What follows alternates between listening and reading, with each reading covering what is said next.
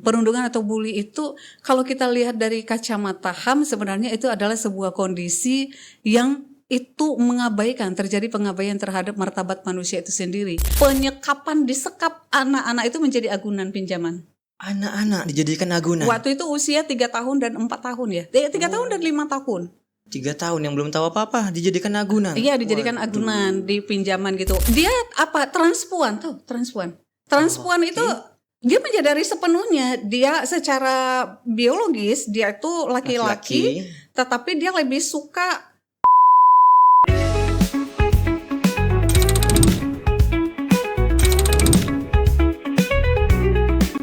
Halo Sobat Pengayoman, selamat datang di Sembang Hukum. Apa tuh? Jumpa kembali bersama saya Awan, yang badannya kian melebar akan tapi tetap menawan. Sobat Pengayoman, zaman telah mengalami banyak perubahan. Dari yang semulanya melalui kontak fisik, kini telah masuk era digitalisasi yang dimana tanpa adanya kontak fisik pun sudah bisa ada pertemuan, percakapan, dan bahkan menghasilkan sebuah keputusan. Akan tetapi, isu bullying masih juga terdengar. Aduh, baik di tingkat sekolah, kampus, hingga tempat kerja juga masih banyak terdengar.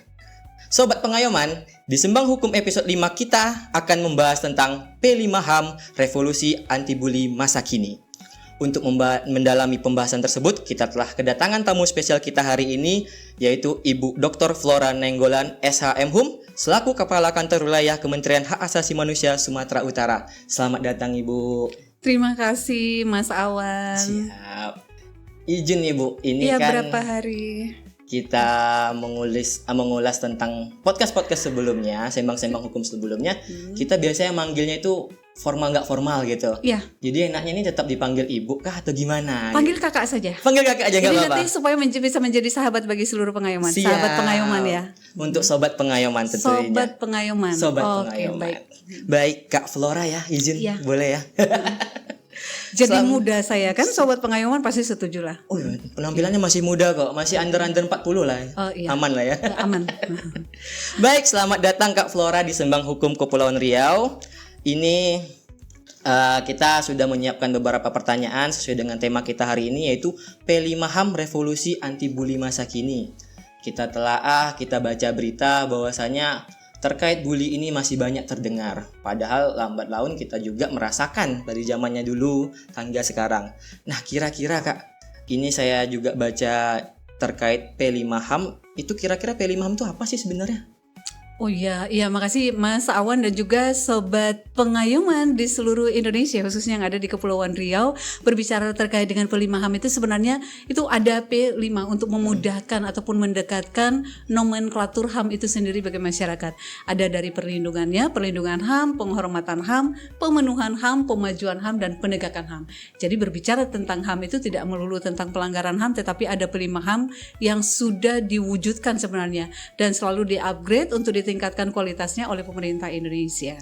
Seperti itu. Siap, berarti Indonesia sendiri dalam hal ini sangat fokus ya terkait HAM ini. Tentu, bahkan di era Pak Presiden Prabowo itu dimasukkan di Asta Cita Pertama. Asta Cita Pertama, Iya dong, berarti iya, prioritas HAM. ya. Gitu benar, sehingga karena konsentrasi itu dianggap sangat urgent, harus menyentuh sampai dengan akar rumput di lapangan, maka dibentuk Kementerian HAM. Suatu urusan kementerian yang mengurusi bidang HAM.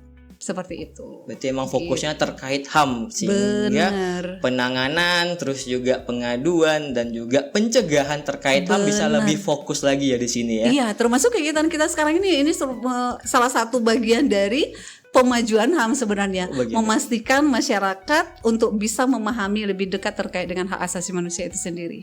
Baik, siap. Ini kita terkait judul kita juga terkait anti-bully. Anti-bully. Kira-kira apa sih korelasi P5HAM dengan bullying atau perundungan nih kalau bahasa Melayunya gitu ya? Iya, perundungan. Perundungan atau bully itu kalau kita lihat dari kacamata HAM sebenarnya itu adalah sebuah kondisi yang itu mengabaikan, terjadi pengabaian terhadap martabat manusia itu sendiri. Ada beberapa yang diabaikan di sana sebenarnya. Walaupun sebenarnya kan di konstitusi kita itu di Undang-Undang Dasar tahun 1945 di pasal 28A sampai dengan J itu sebenarnya itu sudah disampaikan ya. Dan khusus untuk bullying ini itu hak rasa amannya itu sudah, apalagi di dunia pendidikan nanti akan kita bahas barangkali ya lebih lanjut. Itu hak atas pendidikan, ada banyak hak daripada HAM itu sendiri yang terabaikan karena bullying itu sendiri. Oke, baik. Berarti dasar konsentrasi itu pasal 28 Undang-Undang Dasar tadi, Bu ya. Kak, sorry. Iya, nggak apa-apa. Panggil Bu, panggil Kak, boleh lah. Iya, tapi harus konsisten tetap manggil Kak lah, karena keistimewaan Kakak sendiri gitu ya. Sip, mantap. Untung saya nggak panggil adik, panggil Mas aja lah ya. Ayo, boleh. Baik, Mas Awan. selanjutnya Kak. Ini mungkin ada pertanyaan dari sobat pengayoman sendiri yang udah mendengar terkait Sembang Hukum ini. Ini kan narasumbernya dari Kanwil HAM Sumatera Utara. Kenapa disembangkan di Kepulauan Riau? Ya. Mungkin boleh disampaikan juga Kak, bagaimana pembagian tugas dari Kanwil HAM Sumatera Utara sehingga bisa menjalankan tugas juga di Kepulauan Riau ini. Oh iya, pertanyaan menarik dan juga untuk sobat pengayoman. Yang pertama tentu terima kasih ya untuk sobat pengayoman itu bisa lebih peduli ternyata ya terkait dengan perkembangan nomenklatur ataupun kementerian yang telah dibangun di eranya Bapak Presiden Pak Prabowo. Kementerian HAM itu sendiri sebenarnya di dalam melaksanakan tugas dan fungsinya di urusan pemerintahan bidang hak asasi manusia itu di wilayah itu ada perpanjangan tangan. Tetapi memang di Indonesia masih 20 kantor wilayah. Salah satunya di Sumatera Utara dengan wilayah kerja Provinsi Sumatera Utara dan juga Kepulauan Riau gitu. Jadi kanwilnya itu, kantor wilayahnya itu berada di Sumatera Utara, tetapi ada wilayah kerjanya juga itu di Provinsi Kepulauan Riau. Maka tentu secara konsekuensinya setelah ada penetapan hal tersebut, konsekuensinya itu tentu pelaksanaan HAM itu sendiri, P5 HAM itu sendiri tidak hanya di Sumatera Utara juga di wilayah kerja.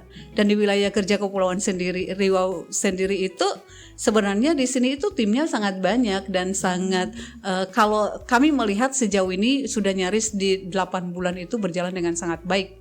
Jadi wilayah kerjanya ada di sini, tim kita ada di sini, tetapi pelaksanaan kegiatan semuanya dimonitor. Seperti yang tadi Mas Awan sampaikan itu sekarang kan udah era digital. Jadi pelaksanaan kegiatan di sini pada saat kita tidak bisa bertemu secara fisik, maka kita akan ketemu secara digital. Akan ada Zoom untuk seluruh kegiatan dan koordinasinya itu ya berjalan dengan sangat baik seperti itu. Baik, berarti Kementerian HAM sendiri sudah menindaklanjuti era digitalisasi ini Kak ya. Tentu. Tentunya kantor wilayah yang jumlahnya tidak mencakup seluruh provinsi tidak membatasi kegiatan-kegiatan pelaksanaan HAM tersebut. Iya, artinya gini, bukan tidak mencakup ya. Itu mencakup seluruh provinsi yang ada di Indonesia. Hanya kantornya itu secara kelembagaan kanwilnya itu ada di 20. Tetapi itu menyentuh ke 38 provinsi yang ada di Indonesia. Iya, seperti itu. Berarti kalau kita analogikan dengan nyanyi anak-anak zaman dulu menjajah pulau-pulau ya Kak ya. Benar, seperti sekarang di Kepulauan Riau. Dari Sumatera Utara sampai ke Kepulauan Riau. Tentunya pemenuhan HAM ini akan terus disebarluaskan, diinformasikan kepada masyarakat supaya guna kedepannya pemenuhan hak-hak asasi manusia kepada seluruh masyarakat Indonesia terpenuhi dan tentunya tidak akan dilanggar oleh pihak-pihak tertentu. Baik, selanjutnya, bagaimana suatu permasalahan bisa dikategorikan melanggar ketentuan HAM, Kak? Kalau batasan dari pelanggaran HAM itu sendiri sebenarnya kita bisa lihat ya, itu dibatasi oleh di pasal 1 angka 6 Undang-Undang nomor 39 tahun 1999. Di sana ada langsung di dalam rumusannya itu di pasal 1 angka 6 dia langsung sebut pelanggaran HAM adalah seperti itu. Jadi itu pada prinsipnya adalah sebuah rangkaian yang dilakukan itu yang bisa mengabaikan daripada hak asasi manusia itu sendiri atau hak ataupun martabat manusia itu sendiri. Tetapi kalau di dalam regulasi kita yang undang-undang HAM itu sendiri sedang proses untuk dirubah ya, dilakukan revisi menyesuaikan dengan kondisi yang ada sekarang, itu kan langsung dibagi dia ada pelanggaran HAM berat gitu ya, pelanggaran HAM berat, kemudian tapi tidak ada HAM ringan seperti itu, pelanggaran HAM dan juga pelanggaran HAM berat. HAM berat itu seperti genocide, kejahatan kemanusiaan yang seperti itu. Tapi kalau pelanggaran HAM itu sendiri itu irisannya sangat dekat dengan pelanggaran hukum. Tetapi contoh yang paling sederhana, kalau pelanggaran hukum itu belum tentu pelanggaran HAM. Contohnya misalnya seperti ini, kalau di Undang-Undang Lalu Lintas itu kalau setiap pengendara itu tentu harus menggunakan alat kelengkapan gitu ya. Ada SIM, helm termasuk seperti itu. Jadi pada saat di perempatan misalnya di lampu merah, hijau, kuning seperti itu, seseorang itu pengguna kendaraan roda 2 misalnya ya, itu tidak menggunakan helm, dia pelanggaran hukum atau pelanggaran HAM? Pelanggaran hukum pasti. Karena ada undang-undang lalu lintas yang dia langgar. Tapi apakah itu merupakan pelanggaran HAM? Tidak, karena tidak ada HAM orang lain yang terganggu karena itu. Tetapi kalau dia menyalahi aturan lalu lintas itu, jadi ada hak orang lain juga untuk masuk, itu bisa. Tapi pada saat dia tidak menggunakan helm itu pelanggaran hukum. Tapi kalau pelanggaran HAM sudah pasti pelanggaran hukum. Oh, sudah pasti ya. Sudah pasti pelanggaran hukum seperti itu. Berarti di setiap pelanggaran ataupun permasalahan HAM yang terjadi di Indonesia, baik pun di seluruh dunia ini, kita tentunya harus menganalisa lebih khusus lagi. Pasti. Maka kita oleh Kementerian HAM dibuat sebuah terobosan untuk adanya jabatan fungsional tertentu analis HAM. Analis HAM. Benar. Berarti di situ dia khusus ya, dalam artian menganalisa apakah permasalahan ini permasalahan HAM atau enggak gitu ya berarti. Iya, sekaligus nanti melihat referensi-referensi termasuk konstitusi dan undang-undang organik terkait dengan yang irisannya dengan hak asasi manusia, termasuk kovenant-kovenant internasional yang diratifikasi untuk memastikan ini apakah masuk pelanggaran HAM, lalu solusi apa, terobosan apa dari sisi yuridis normatif yang bisa dilakukan untuk mengatasi ataupun menjadi solusi daripada kejadian tersebut gitu. Baik Ibu, tadi saya juga Kakak. Astaga ya kakak. Maklum saking terpesona dengan jawabannya, kadang sedikit lupa kakak atau ibu tadi ya gitu ya. Iya. Padahal di awal udah dikesepakatin kakak gitu ya. Oke Kak, mau nanya. Ini kan tadi dibahas bahwasanya Kementerian HAM itu baru berdiri. Bener. Terus juga tadi saya juga mendengar ada jabatan khusus terkait analis HAM. Di Kementerian HAM sendiri sudah berapa banyak sih analis HAM yang ada di dalam Kementerian HAM tersebut? Sehingga analogi saya 38 provinsi ini butuh berapa analis HAM sih untuk menganalisa permasalahan HAM tersebut gitu? Oke. Mas Awan seperti ini. Kalau berbicara di tingkat kementerian itu tentu banyak, tapi angka detailnya itu harus kita cek lagi di Biro SDM tentu. Tetapi untuk di Sumatera Utara itu analis HAM-nya itu sudah ada. Analis HAM kita itu sebelum dia menjadi JFT, dia juga kan sudah menjadi JFU pada saat dia ada pada saat dulu kita masih bergabung di Kementerian Hukum dan HAM. Tetapi kalau sekarang analis HAM-nya itu sekarang sebagai JFT itu sudah ada. Yang dulu dia bergabung dengan kita itu di kementerian awalnya itu sebagai pejabat di sana. Jadi dia analis HAM di Sumatera Utara itu ada 1 orang dan seluruhnya kalau 1 orang itu tapi maksudnya bukan hanya dia saja yang harus bekerja di sana. Kita seluruhnya tim itu diberikan pembekalan dan pelatihan terkait dengan HAM, penanganan HAM itu dan pemahaman terkait dengan tugas dan fungsi analis HAM itu. Jadi semuanya tentu saya pastikan bisa memahami seperti itu. Baik, selanjutnya Kak ditanyain nih.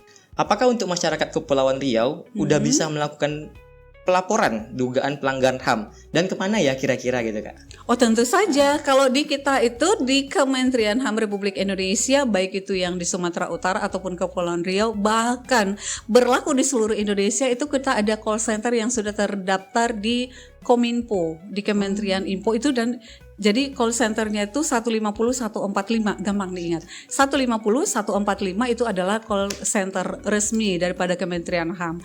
Untuk di Sumatera Utara itu kami bagikan lagi langsung bisa di nomor kontak saya dan nomor kontak pejabatnya, semua kita sebar untuk memastikan kami tidak ada. Jadi nomor kontak pribadi kita itu kita jadikan juga untuk bisa digunakan oleh masyarakat untuk menyampaikan apapun. Jadi tidak ada yang kita rahasiakan atau misalnya nomor kontak kita itu menjadi sangat sulit, enggak. Jadi nomor kontak baik itu Kakan Wilya ataupun pejabat manajerialnya di tempat kita itu kita sebar ke masyarakat. Jadi mereka boleh menanyakan apapun. Baik, di Kanwil Kemenham Sumatera Utara sendiri berarti tidak memberikan batasan apapun kepada masyarakat Kak ya. Hanya mungkin seperti ini Mas Awan. Kalau di telepon itu jarang bisa kita angkat karena kesibukan yang sangat padat, termasuk untuk menghormati lawan bicara kita kan nggak mungkin kita pegang ponsel. Tetapi kita sarankan itu memang untuk di chat, dan kami pastikan kami sudah berkomitmen tidak ada satu chat pun yang tidak dibalas di dalam kurang dari 24 jam pasti udah ada. Kita sampaikan, kita respon, dan kita pastikan solusinya ada. Gitu. Ya tentu saja Sobat Pengayoman tidak akan terangkat semua teleponnya karena ya satu Sumatera Utara, satu Kepulauan Riau mungkin sudah tahu nomor Kakak Flora ini kan. Iya, mudah-mudahan. Kalau semua yang nelpon ya nggak mungkin lah bisa terangkat semua ya Bu Iya. ya. Tapi sejogjanya di mana waktu sedang luang tentunya Kak Flora akan mengangkatnya. Ya, karena itu adalah wujud dari pembentukan P5HAM tadi tersebut supaya apa? Masyarakat kita khususnya di Indonesia, Sumatera Utara, Kepulauan Riau, jika ada terkait pelaporan, pengaduan, konsultasi terkait HAM semuanya bisa terjawab. Sehingga tidak ada kebingungan lagi nih di antara masyarakat. Ini sebenarnya melanggar HAM tidak sih? Ini sebenarnya aku benar nggak sih? Salah nggak sih? Kadang gitu Kak. Banyak dari masyarakat tuh sebenarnya bukan nggak mau melaporkan, tapi mereka kadang nggak tahu. Iya. Sebenarnya ini pelanggaran HAM nggak sih? Atau bukan, nanti salah sasaran gitu ya. Tetapi kami pastikan seperti ini Mas Awan. Di 2 hari yang lalu barangkali ya. Iya, 2 hari yang lalu itu kita angkat tema terkait dengan bullying ini di sekolah. Ternyata itu diikuti oleh 2.500-an lebih guru-guru, dan ada juga yang dari Bintan, Bintan, Kabupaten Bintan gitu ya. Ada dari Tanjung Pinang, ada yang bergabung 2.500 orang lebih. Di pertemuan sebelumnya, kira-kira 1 minggu sebelumnya, kita ada khusus juga untuk buatkan terkait dengan bagaimana caranya untuk menghadirkan gerakan Stop Bully itu di sekolah. Itu dihadiri oleh 1.613 orang. Iya, dihadiri seperti itu. Jadi artinya pada saat yang bersamaan juga di sana itu kita sampaikan nomor kontak saya langsung. Waduh, 1.600 ya. Iya, 1.600 dan termasuk 2.500-an orang tambah itu. 2.500 ya, lagi dan nggak masalah, nggak apa-apa. Jadi itu ada waktu-waktu break. Kita kan banyak waktu makan siang, atau makan siang kan paling 5 menit.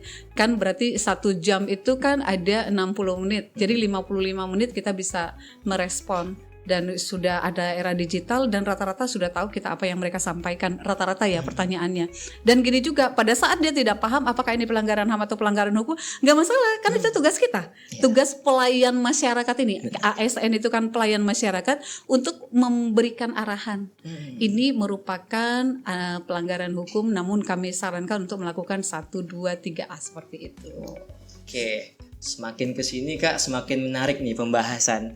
Tentunya saya dengarkan Kakak sudah banyak ngobrol dari tadi. Tentunya satu sisi dari pengalaman dari 4.100 mungkin tentunya tidak akan mengurangi semangat untuk terus mengupayakan komunikasi kepada masyarakat. Tentu.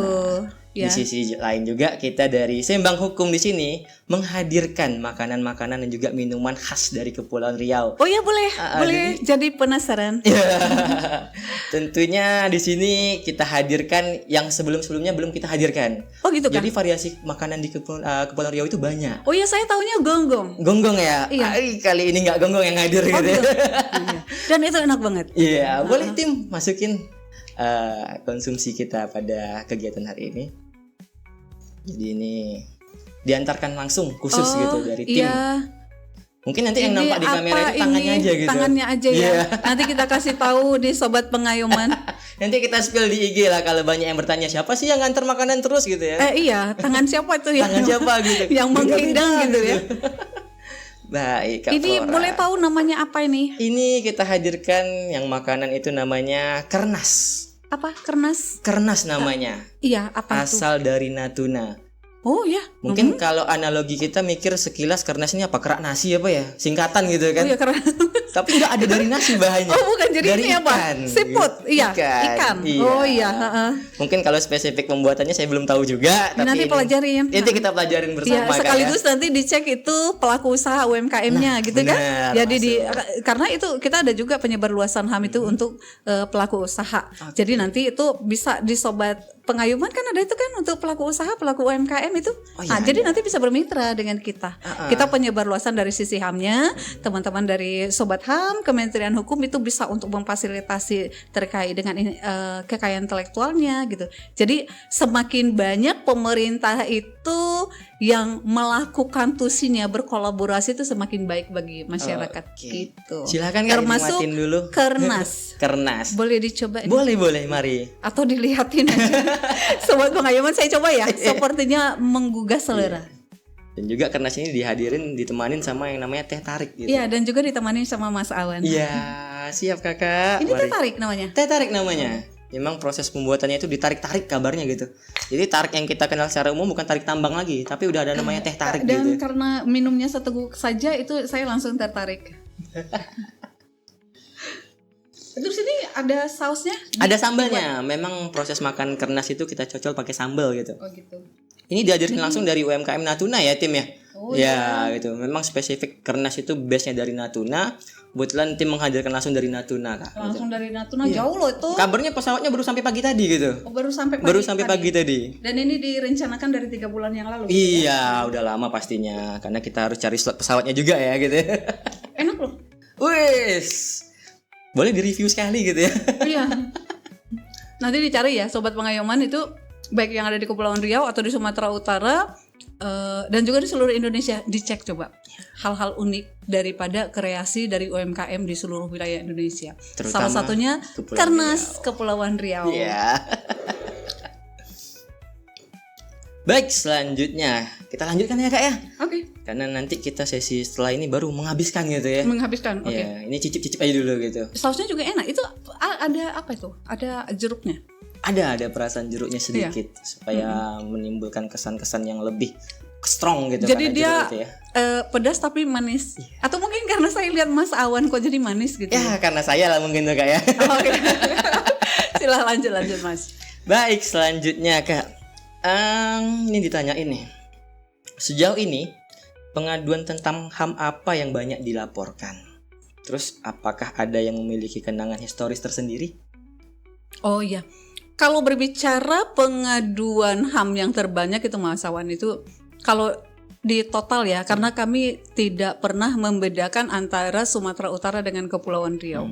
Kita satukan semuanya, seluruh tim itu bersatu padu untuk pengatasannya. Dari total sekarang itu sudah berada di, kita berarti mulai dari Maret ya. Dari Maret sampai dengan sekarang, per hari ini tentu di November, itu sudah hampir menyentuh 178-an aduan yang kita tangani. Tapi memang pengaduan yang memiliki jumlah tertinggi itu ada di agraria ataupun lahan. Pertanahan. Iya, pertanahan, agraria, lahan. Kalau di Sumatera Utara itu rata-rata XX HGU seperti itu ya. Di sana itu ada banyak. Baru masuk di urutan kedua itu terkait dengan aparat penegak hukum. Iya. Lalu yang ketiga itu rata-rata itu ada ke unsur berhadapan dengan penganiayaan, kekerasan yang seperti itu. Oke. Kalau yang khusus tadi Ya, itu yang memiliki kenangan historis dari 178 kenangan itu kira-kira yang apa gitu? yang kenangan yang istimewa itu ada sebenarnya, ada banyak. Semuanya tuh kan kita harus memposisikan diri sebagai yang merasakan gitu ya, ataupun korban. Kalau masyarakat awam menyebutnya itu korban ya. Yang pertama itu bagaimana kita memiliki kebahagiaan tersendiri. Ada rasa puas pada saat kita menjadi solusi dari permasalahan orang lain. Kementerian HAM itu contohnya seperti ini ya. Ada pengaduan terkait dengan pemutusan hubungan kerja gitu ya, pemutusan hubungan kerja secara sepihak. Itu sudah terfasilitasi dari bipartit ataupun tripartitnya dengan Dinas Tenaga Kerja seperti itu. Kemudian ternyata tidak ketemu titik temu, harusnya kan diselesaikan di Peradilan Hubungan Industrial gitu ya. Tapi disampaikan ke kita, lalu kita nanti coba fasilitasi, akhirnya itu selesainya di tempat kita. Selesainya itu nanti pihak perusahaannya mau memberikan pesangonnya, kemudian ada turun, misalnya si korban ini mintanya sampai dengan, ataupun secara konstitusi dia mintanya sampai 80-90 juta, tapi kemampuan perusahaan itu berada di 70 misalnya gitu. Nanti itu akhirnya disepakati menjadi 75 kemampuannya gitu ya.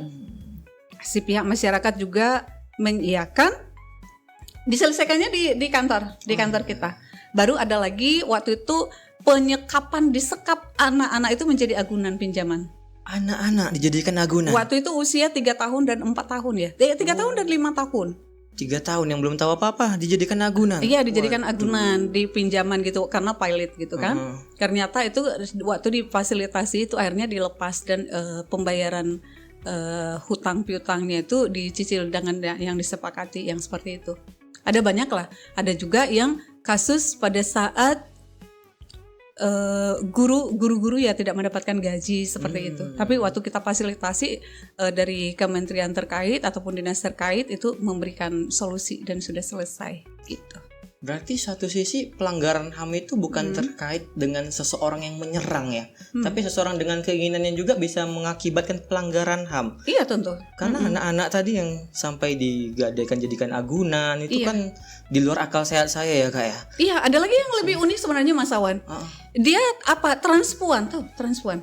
Transpuan itu dia menyadari sepenuhnya dia secara biologis dia itu laki-laki, tetapi dia lebih suka rambut panjang menggunakan gaun. Lalu dia bekerja sebagai arsitek di salah satu perusahaan.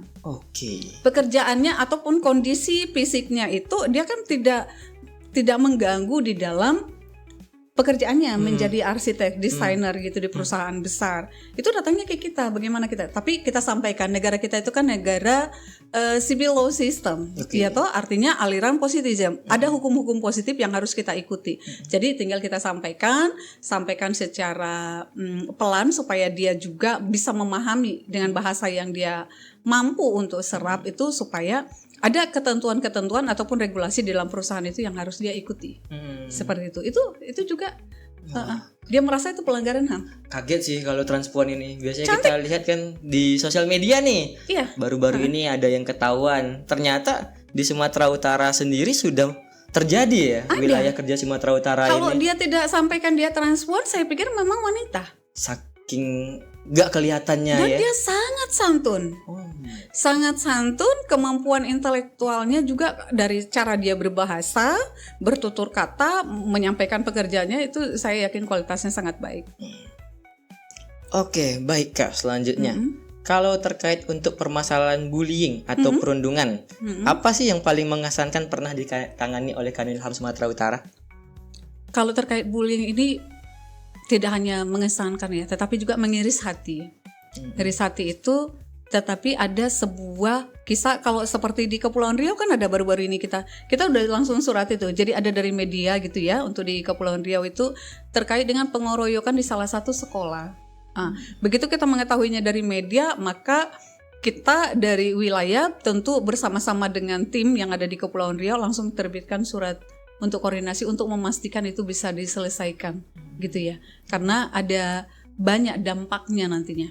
Tapi yang paling mengesankan itu adalah pada saat Bapak Ibu Guru itu ada perundungan yang terjadi di wilayah lain, kebetulan ini tidak di Sumatera Utara ataupun Kepulauan Riau, tapi yang menangis itu adalah Bapak Ibu Guru yang di Sumatera Utara dan Kepulauan Riau. Itu waktu kita lakukan sosialisasi seperti ini melalui Zoom, itu miris memang karena mereka itu menganggap itu menyakiti anaknya gitu. Ternyata seperti itu. Kalau dulu mungkin saya punya anak satu, mungkin di pikiran saya itu anak saya hanya itu aja gitu kan. Bagi Bapak Ibu Guru, semua anak-anak usia sekolah itu merupakan anaknya. Jadi pada saat terjadi ada satu bullying di satu sekolah atau satu kelas tertentu, itu Bapak Ibu Guru semuanya tersakiti gitu. Gitu, seperti itu. Tentunya kita ketahui secara umum kalau udah sifatnya guru pastinya orang tua anak-anak murid di sekolah ya gitu ya. Benar. Tentunya selayaknya guru tentunya dia mencari yang terbaik untuk anak-anak muridnya, karena itu dianggap anak-anaknya sendiri. Dan saya juga selalu mendukung terkait penghentian bullying yang ada di sekolah ini. Benar, walaupun kita tidak bisa memungkiri dan tidak sekaligus membenarkan supaya tidak hanya perlakuan, harusnya kan memastikan di lingkungan sekolah itu ada hak rasa aman. Jadi tidak akan mengganggu hak untuk mengembangkan diri anak seperti itu. Sekaligus di sisi lain untuk mempersiapkan generasi emas kita nanti ini memang harus lebih siap secara mental. Jadi tidak hanya dengan omongan sedikit, bukan berarti membenarkan juga ya suatu tindakan seperti bullying secara verbal seperti itu, bukan membenarkan juga, tetapi memastikan anak-anak kita itu lebih kuat mentalnya. Jadi tidak hanya karena ucapan sedikit itu jadi dia mentalnya down, langsung cepat-cepat down seperti itu, gitu juga. Baik, berarti di satu sisi selain dari kita mengenalkan terkait HAM pada siswa-siswa ini, tentunya kita juga selalu menguatkan kepada mereka ya Kak ya. Tentu. Tentunya karena yang sifatnya verbal kadang di beberapa orang itu menganggap bukan pelanggaran, Iya. tapi di beberapa orang merasakan itu suatu pelanggaran. Bener. Inilah wujud dari revolusi terkait anti bully masa Dan di kini ya. Kepri itu loh gerakan daripada teman-teman kita itu aktif loh. Karena dari Kepri. mengunjungi berapa sekolah, banyak sekolah yang sudah mereka kunjungi. Sepertinya lebih dari 5 atau 6 atau 7 sekolah yang sudah dikunjungi untuk lakukan sosialisasi terkait dengan mainstreaming HAM ini ya. Untuk penyebar luasan HAM, salah satunya adalah untuk menghentikan bully. Jadi tidak ada bully di sekolah itu seperti itu. Dan itu direspon dengan sangat baik. Wah, luar biasa. Walaupun Kementerian HAM-nya Sumatera Utara, di Kepri sendiri juga sangat aktif. Oh, sangat aktif. Sangat masif kita kesampaikan ya. Bener. Bahkan ini nanti kalau dia tanggal 2 atau tanggal 3 itu ada melibatkan sampai dengan 109 sekolah nanti ataupun tenaga pendidik ataupun siswa. Nanti di Desember ini mereka akan melakukan kegiatan itu lagi. Kita tunggu selalu gebrakannya dari Kementerian HAM ini. Karena satu sisi demi 2045 meraih Indonesia Emas, tentunya bully ini harus diantisipasi dari sekarang. Harus diantisipasi Karena dari selain sekarang. dari merusak moralitas seseorang, tentunya dari kinerja seseorang itu akan berpengaruh besar di kedepan Benar, sangat harinya, ada gitu ya. dampaknya, ya. Baik Kak, ini kita udah masuk ke sesi Q&A. Jadi Oke. sebelumnya kita udah menyiapin ataupun melempar pertanyaan kepada teman-teman Kepri khususnya. Mungkin juga ada yang Sumatera Utara menanya nih. Iya. Kita hadirkan langsung ya, tim boleh Oke. hadirkan di sini. Oke, yang pertama dari @farid_miftah 1988. Ini kelahiran 1988 kayak ini. Jangan-jangan Lumayan ulang juga. tahunnya Desember tuh. Iya. Halo Farid. Ditanya nih, tanya dong Min. Apa perbedaan tusi Kemenham dengan Komnas HAM? Oh iya, ini pertanyaan yang sangat mungkin terbayang-bayang bagi seluruh masyarakat dan sobat pengayoman nih Kiri. Benar, bahkan itu Mas Awan tidak hanya Mas Farid nih yang nanyakan, bahkan masyarakat itu lebih sering juga acap kali kita dengar begini Komnas HAM gitu kayak kita gitu. Tapi nggak apa-apa, karena itu tugas kita memang melakukan penyebarluasan, mengenalkan kementerian baru ini gitu ya, mengenalkan sekaligus memastikan kehadiran kita itu memiliki dampak positif bagi masyarakat, ada kemanfaatannya seperti itu. Jadi yang membedakan itu seperti ini ya. Kalau Komnas HAM itu kan dibentuk dengan dia sebuah independen, lembaga yang independen dibentuk dengan undang-undang sendiri, dengan Undang-Undang 39 tahun 1999 itu sendiri, dibuat di situ lembaga yang independen Komnas HAM itu. Tetapi kalau dari sisi kelembagaan ya, kalau dari Kementerian HAM itu sendiri itu kan yang dibentuk dan diangkat oleh Presiden. Jadi merupakan bahagian daripada pemerintah. Langsung dibawa Presiden sebagai bagian daripada kabinet. Pelaksanaan tugasnya juga memiliki perbedaan.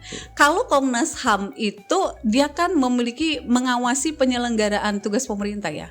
Nah, kita dari sisi eksekusi, di eksekutif maksud saya, Kementerian HAM itu merupakan bagian daripada pemerintah yang membantu Presiden urusan pemerintah di bidang hak asasi manusia. Jadi kita di regulasi ataupun kebijakannya. Maka kalau di Komnas HAM itu untuk di dalam pengawasannya, penyelenggaraan daripada kebijakan itu kita dari sisi regulasi ataupun kebijakannya. Dan langkah-langkah yang dilakukan itu berbeda. Kalau misalnya Komnas HAM di dalam penanganannya, walaupun tidak ada di dalam penegakannya, itu kan memang diatur di dalam Undang-Undang 39. Tetapi kalau di Kementerian HAM itu banyak kita untuk termasuk melakukan tindakan, mengupayakan tindakan preventif di situ. Maka kita sekarang ini ada melakukan pelatihan-pelatihan HAM, penyebarluasan HAM, mainstreaming HAM, nah seperti itu. Termasuk memfasilitasi penyelesaiannya. Jadi kita difokus juga di situ. Seperti itu. Kak. Terima kasih Kak tanggapannya. Berarti sobat pengayoman udah mulai tahu ya perbedaan dari Komnas HAM dan Kementerian HAM. Dan jangan salah. Ya, jangan salah ada lagi. Komnas HAM dan ada Kementerian HAM. Iya, sama kayak kita padahal udah pisah nih di era Presiden Prabowo saat ini. Tapi ketika kita turun ke lapangan selalu disandingkan dengan sebutan Kemenkumham juga masih. Kemenkumham. Dan itu nggak apa-apa. Kan di masa transisi itu tugas kita dari untuk pemerintah untuk mengenalkan dan memberikan pemahaman ke masyarakat. Gitu. Benar. Baik, pertanyaan selanjutnya mungkin ada. Oke, dari ini gimana bacanya? RBGS PMGKS Kayaknya Pemangkas kayaknya nih Bu. Pamungkas kayaknya Pamungkas ya. RBGS Pamungkas. Pemangkas dia tukang pangkas nih sepertinya. Pertanyaannya pangkas. Oh, iya. pangkas. Kalau kasus bully di sekolah atau kampus sampai ada korban jiwa, apa pelaku bisa dipenjara? Oh, ini terkait kejiwaan ataupun Ada korban jiwa korban. sampai meninggal kok Sampai maksudnya. meninggal berarti ya? Iya, kalau sekarang ini kan tadi malam saya nonton berita itu yang anak di sekolah itu dibully sampai dia bahkan bunuh diri gitu kan? Oke. Ada yang bunuh diri, ada yang sampai dipukul pakai apa kursi sekolah itu. Oke, fasilitas Gimana sekolah tuh gitu ya? Iya, fasilitas sekolah Dikeroyak. akhirnya dia tidak menyampaikan ke orang tuanya. Cuma beberapa hari kemudian disampaikan dadanya sakit, ternyata anak itu jadinya meninggal, gitu kan? Yang seperti itu. Ini kan seperti tadi itu lagi sebenarnya. Bully itu kan ada bully secara verbal, ada bully yang secara fisik. Nah, ini berarti masuk fisik nih. Ke fisik ya? Baik itu di sekolah atau kampus yang kemarin tapi masih sedang berproses ya, kita tidak bisa sampaikan itu apakah itu merupakan itu sudah masuk pelanggaran HAM karena masih berproses seperti itu. Apakah pelaku bisa dipenjara, itu kembali lagi di kita ini kan negara hukum, tentu akan kita lihat apakah itu memenuhi unsur-unsur pidana di dalamnya. Untuk pidana penjara misalnya seperti itu akan dilihat unsur-unsurnya, apabila memenuhi tentu disesuaikan dengan ketentuan yang berlaku. Seperti itu. Seperti yang disampaikan tadi, tentunya irisan antara hak asasi manusia dan juga terkait hukum itu ada batasannya dan ada pembedanya. Ini kalau udah mengakibatkan korban jiwa itu udah ranahnya ke hukum lagi, bukan ke ranah tentang hak asasi manusia karena ada nyawa yang direnggut di situ Kak ya. Iya, termasuk juga itu kan ada hak hidup sebenarnya. Hak hidupnya bener. juga kan? Iya. Hak hidupnya udah jadi tidak ada, kan seperti itu. Sementara itu juga diatur lagi di peraturan perundang-undangan. Maka kita kalau ada pidana mati gitu kan, itu pelanggaran HAM nggak sih? Ya, tidak. Kenapa? Karena ada diatur di dalam peraturan perundang-undangan. Gitu. Itu agak sedikit kita agak serem-serem ya kalau kita bahas di sini ya. Mungkin next episode boleh kita Tapi bahas. ini menjadi penting, jangan sampai terjadi seperti ini. Seperti yang kejadian di Bali, kejadian di Jawa seperti itu. Jangan sampai ada lagi kasus bully seperti ini, karena itu bisa kita hentikan. Bisa nggak? Bisa. Kita bersama-sama dan dipastikan itu tidak hanya tugas sekolah ataupun kampus, itu tugas kita semuanya sebagai masyarakat tentu Indonesia saja. tentunya ya. Dari lingkungan keluarga memastikan itu mempersiapkan mentalnya si anak, mempersiapkan kita memperlakukan orang dimulai dari hal-hal kecil, dari di lingkungan sekolah, di lingkungan agama, masyarakat seperti itu. Jadi semuanya harus bisa melakukan. Dan apakah itu bisa? Saya sangat optimis bisa.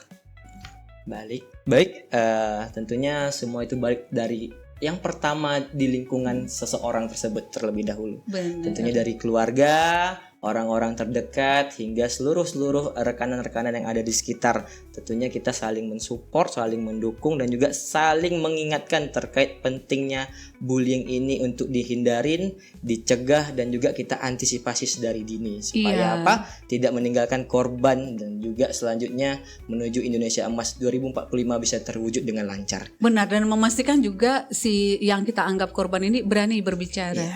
Berani speak up ya Kak ya. Benar. Apakah ada lagi pertanyaannya?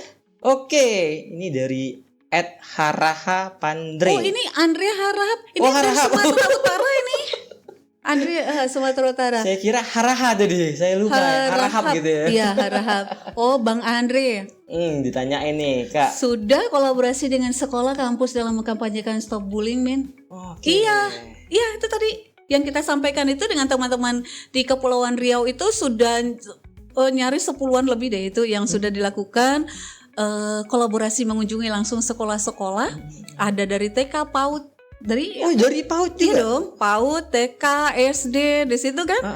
Di situ itu sudah dilakukan SLTA, SMA sederajat, dan juga di Sumatera Utara juga sama. Itu dilakukan untuk stop bullying ini.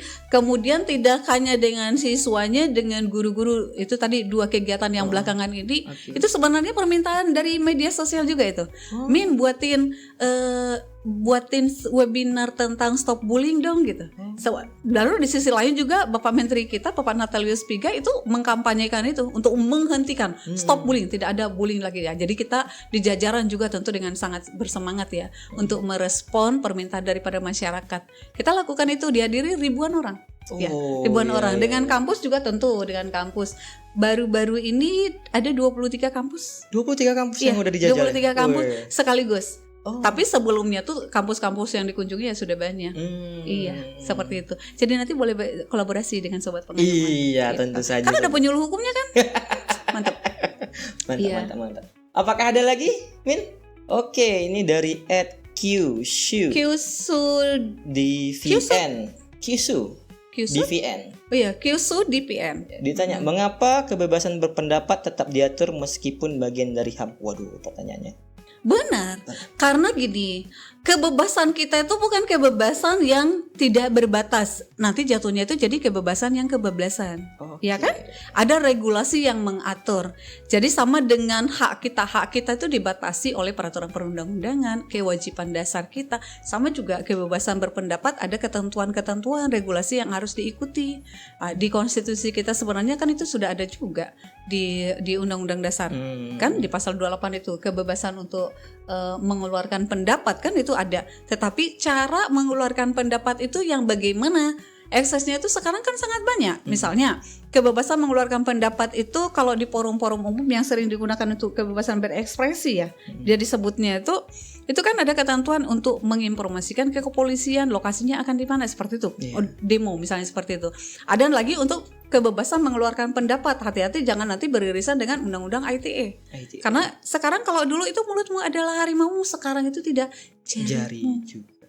Kita berada mungkin di lingkungan yang sangat kecil, tetapi pendapat kita itu yang menurut kita itu sah saja merupakan hak kita, kebebasan kita itu bisa menyakiti orang lain.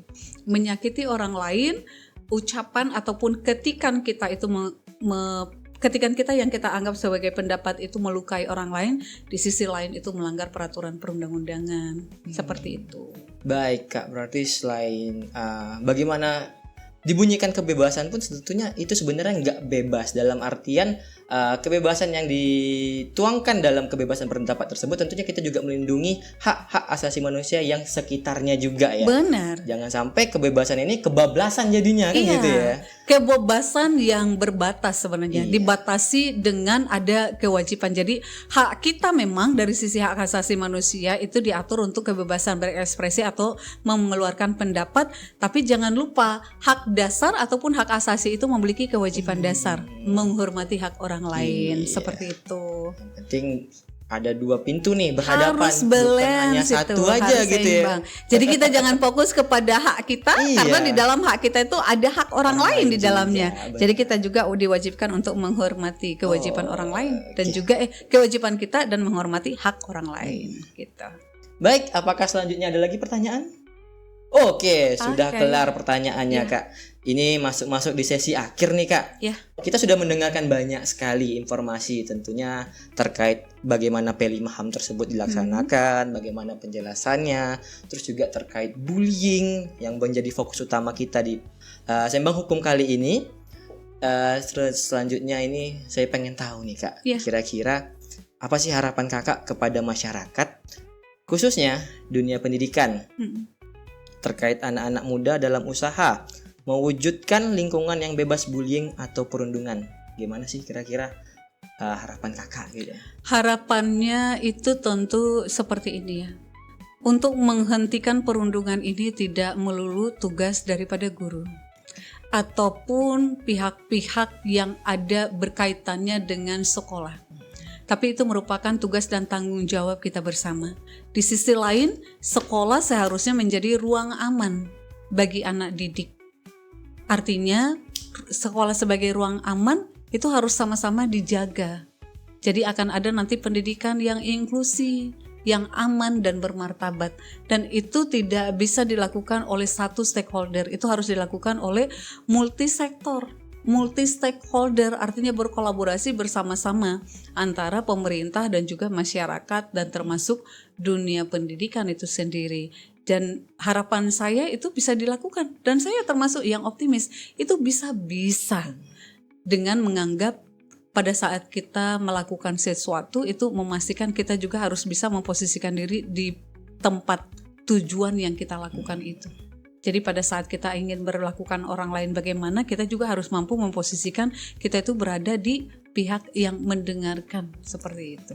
Jadi layaknya hidup itu berjalan, kita tetap harus memandangi kaca Kak ya. Jangan sampai apa yang kita sampaikan, kita lakukan, itu kita harus rasakan dulu ke diri sendiri, bayangin terlebih dahulu. Memposisikan kita di sana. Tentu ada yang membatasi kita, dicek ataupun harus kita tuh menjadi melek hukum ya. Harus rajin memahami ketentuan peraturan perundang-undangan seperti itu.